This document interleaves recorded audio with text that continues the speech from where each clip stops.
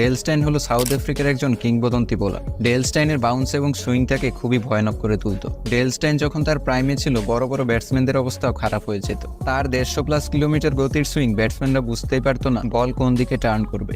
আর সেই সাথে তার ভয়ানক সব ইয়র্কার ডেল স্টাইনকে ইতিহাসের একজন গ্রেটেস্ট ফাস্ট বোলার বানিয়েছে।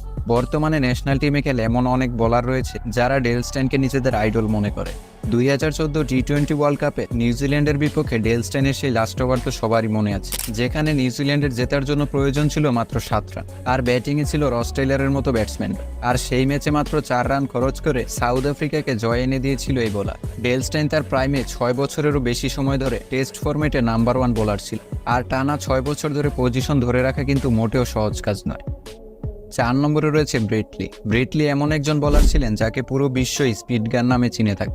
150+ কিলোমিটার গতির পাশাপাশি দুর্দান্ত ইয়র্কারে ব্যাটসম্যানদের স্টাম্প পুড়িয়ে ফেলত এই বোলার। ব্রেটলি ছিল ইতিহাসের দ্বিতীয় ফাস্টেস্ট বোলার।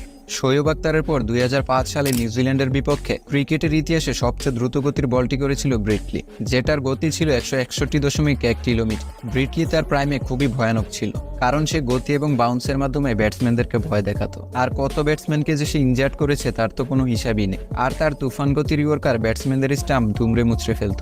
আর এই কারণেই তাকে স্পিড গান বলা।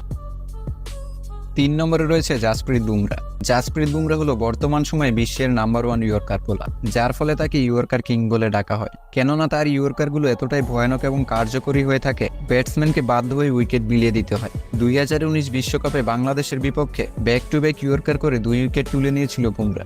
ইন্ডিয়া টিমের জন্য এক স্পেশাল ট্যালেন্ট হলো জাসপ্রীত বুমরা ইন্ডিয়ার হয়ে অনেক গুরুত্বপূর্ণ ম্যাচ জিতিয়েছে।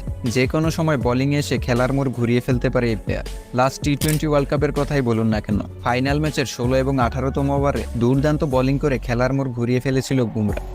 2 নম্বরে রয়েছে ওয়াকার ইউনুস হলো পাকিস্তানের একজন কিংবদন্তি বোলার। 90-এর দশকে খুবই ভয়ানক একজন বোলার ছিলেন ওয়াকার ইউনুস। তার ইয়র্কারগুলো ব্যাটসম্যানদের স্টাম্প 2 টুকরো করে ফেলত। ওয়াকার ইউনুসের ইয়র্কারগুলোতে এক্সট্রা সুইং দেখা যেত। আর ইতিহাসে একমাত্র প্লেয়ার হিসেবে ওয়ানডেতে সবচেয়ে বেশি 13 বার 5 উইকেট শিকার করেছে ওয়াকার ইউনুস।